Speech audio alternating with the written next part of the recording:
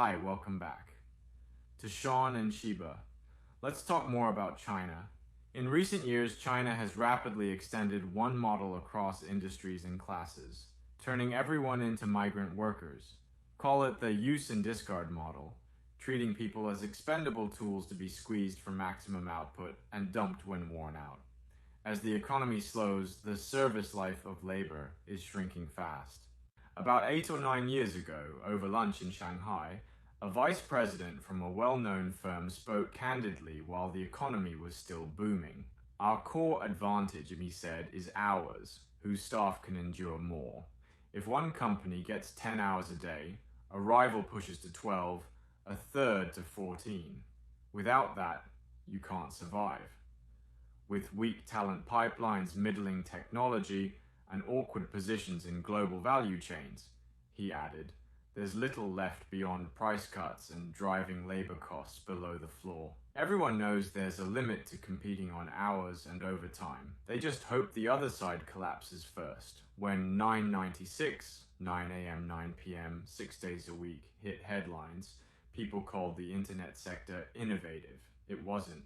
It was manufacturing's old trick applied to coders, code farmers. Many programmers' hours rivaled or exceeded those of construction crews.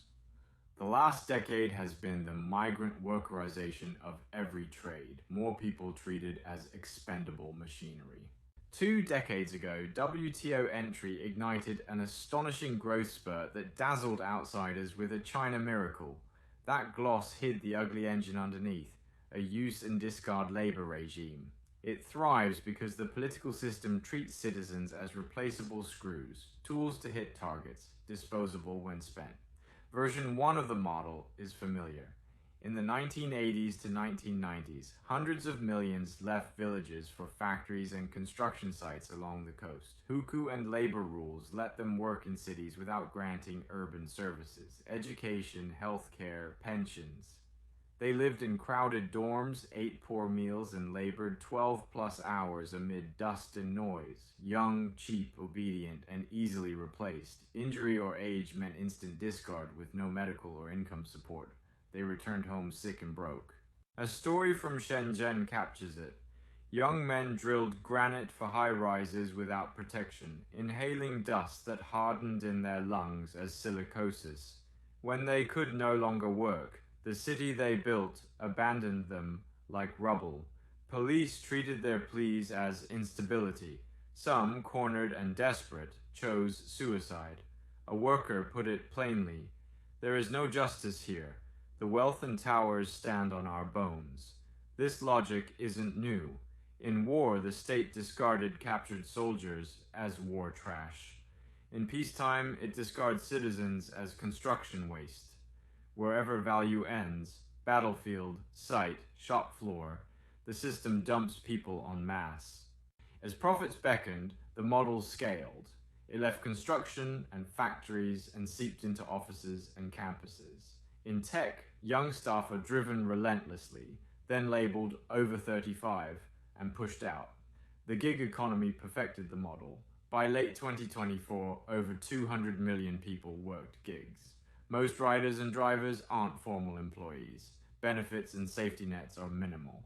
A Peking University survey found 95% of couriers tightly controlled by algorithms. Many work well over 10 hours a day, and over 70% fear penalties, so much they skip meals and breaks. Academia wasn't spared. Universities repackaged the model as up or out.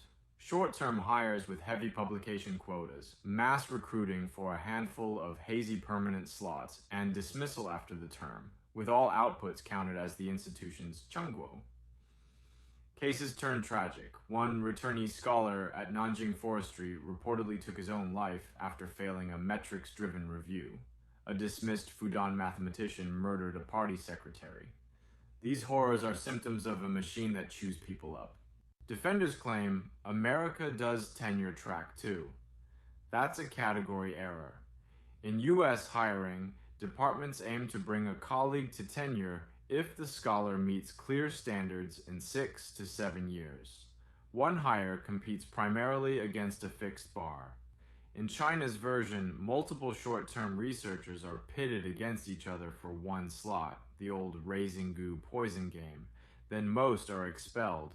Unlike first-generation migrant workers who could still return to land, these PhDs, often in their 30s with families and benefits tied to employment, have nowhere to go. It's short-sighted, inhumane, and optimized for short-term rankings over human careers. Worse, some victims defend the machine, cloaking it in international alignment, while ignoring what's worth emulating: professional peer review, insulation from administrative interference, and genuine respect for scholarship.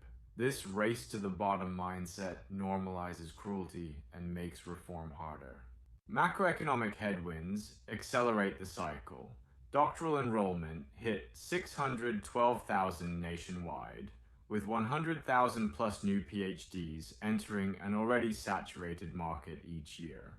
Fiscal stress pushes universities to cut non-core budgets and short-term posts, raising supply while slashing stable demand. Up or out becomes default. Time to obsolescence shrinks. The human costs are predictable. Overwork correlates with insomnia, anxiety, depression, substance abuse, type 2 diabetes, cognitive decline, and cardiovascular disease. Hardly news, but repeatedly validated in research.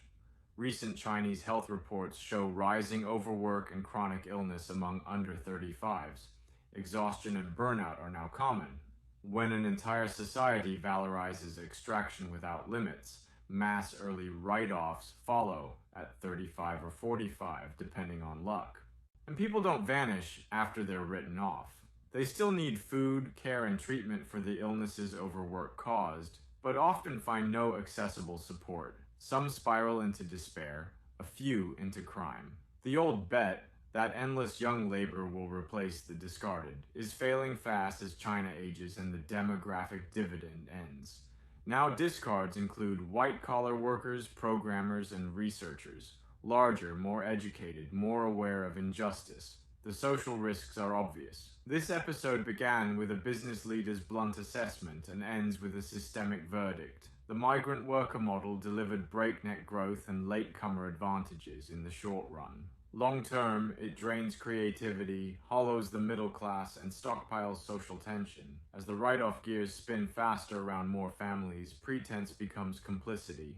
A sustainable, civilized society cannot rest on a use and discard logic. Respect for human dignity and protection of labor rights are not favors, they are state duties. Bottom line, a nation must treat its people as human. Cross that line, and it forfeits its claim to legitimacy. Alright, this is our discussion today. Any thoughts? We really want to know your thoughts about our topic and content. I'll see you in next video. Sean and Shiba, ciao!